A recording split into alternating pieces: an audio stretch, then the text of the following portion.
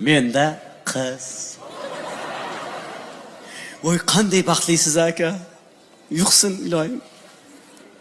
Aka, mana shu qiz bo'lish uchun nima qilish kerak, ha? Endi qiz bo'lish uchun zaxda ko'proq o'tirishingiz kerak.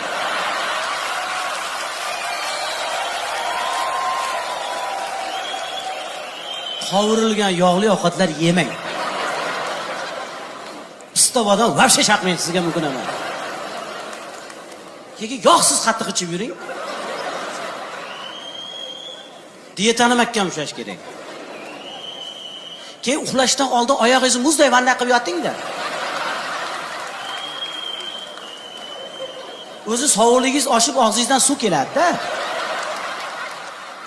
Mana ash paytda qiz bo'ladi. Birodar, qiz bo'lish oson emas, uni licheniyasi qiyin uni. Davleningiz nechi? 120 ga 80. Ya, siz bu davleniya bilan qizli bo'lamisiz? Men masalan xotinim mana shu qizimga homilador bo'lishdan oldin davleni ham 70 ga 30 edi.